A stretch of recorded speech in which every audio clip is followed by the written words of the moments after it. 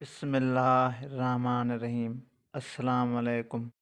کہتے ہیں کہ ایک دفعہ کہیں ایک خوشحال شخص رہتا تھا۔ اس کا ایک اکلوتا بیٹا تھا۔ ماں کے اکلوتے بیٹے کے لیے فطری خوف کے تحت مگر ناز و نعیم میں پلا ہوا، یہاں تک کہ جوان ہو گیا۔ نہ کوئی ہنر، نہ میں کسی کام کا تجربہ، اسے ایک ہی کام آتا تھا اور وہ تھا باپ سے چھپا کر ماں کے دیے ہوئے پیسوں سے کھیل و کود مستیاں کرنا اور سڑکوں چوراہوں پر وقت گزارنا۔ اور ایک دن صبح کے وقت باپ نے اسے آواز دے کر اپنے پاس بلایا اور کہا کہ بیٹا، اب تم بڑے ہو گئے ہو اور خیر سے جوان، آج سے اپنی ذات پر بھروسہ کرنا سیکھو، اپنے پیسے کو بھاگ کر کمائی اور زندگی گزارنے کا ڈھنگ سیکھو۔ بیٹے کو یہ بات کچھ ناگوارا سی گزری۔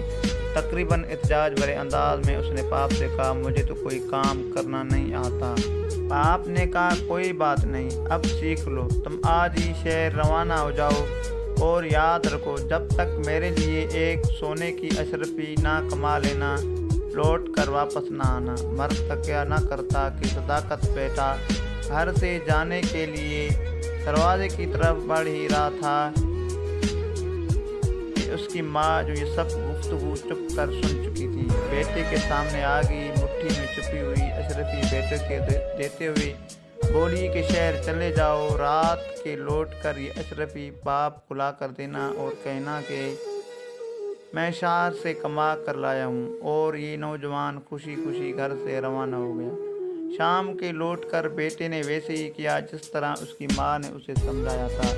سیدھا باپ کے پاس جا کر بولا، ابا جان، یہ لیجئے سونے کی اشرفی، میں نے سارا دن بہت جان کھڑا کر کام کیا اور بہت ہی مشکل سے یہ اشرفی کما کر آپ کے پاس لایا ہوں۔ باپ نے اشرفی کو لے کر کافی غور سے دیکھا، پھر آتش دان میں جلتی آگ میں جھونکتے ہوئے بیٹے سے کہا، نہیں برخودار، یہ وہ اشرفی نہیں ہے جو میں نے مانگی تھی۔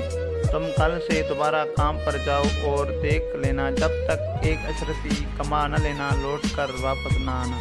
بیٹا خاموشی سے باپ کی اس حرکت کو دیکھتا رہا، نہ کوئی احتجاج اور نہ کوئی رد عمل۔ دوسرے دن شہر کو جانے کے لیے گھر سے باہر نکلتے ہوئے دروازے کی کوٹ میں ماں کو پھر منتظر پایا۔ ماں نے اس کی مٹھی پر ایک اور اشرفی رکھتے ہوئے کہا، بیٹا اس بار جلدی واپس نہ آنا، شہر میں 2 یا 3 دن رک کے رہنا اور پھر لوٹ کر باپ کو یہ اشرفی لا دینا۔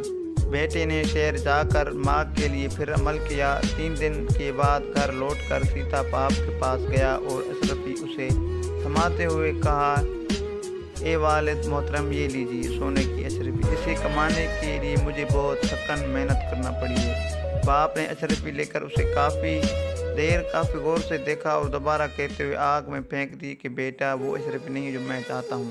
کل تم پھر سے کام کے لیے جاؤ اور اس وقت تک نہ لوٹنا جب تک اشرفی نہ کما لینا۔ اس بار بھی اپنے باپ کی اس حرکت پر بیٹا بغیر کوئی ایک لفظ بولے خاموش رہا۔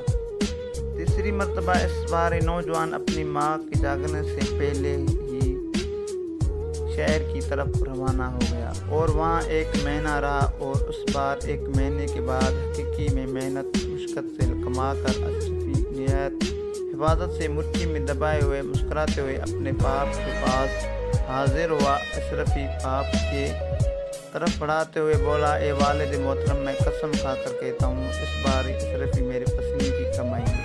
یقین کیجیے اس کمانے کے لیے مجھے بہت محنت کرنی پڑی ہے۔ سونے کی اشرفی کو ہاتھ میں لے کر باپ کافی غور سے دیکھتا رہا۔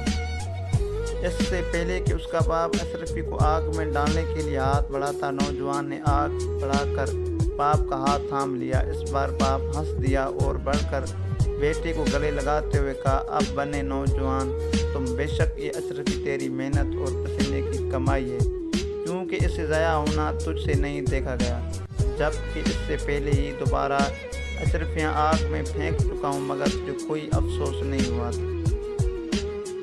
سچ ہے کہ بغیر محنت کے آنے والا مال چاہتا بھی تو اسے آسانی سے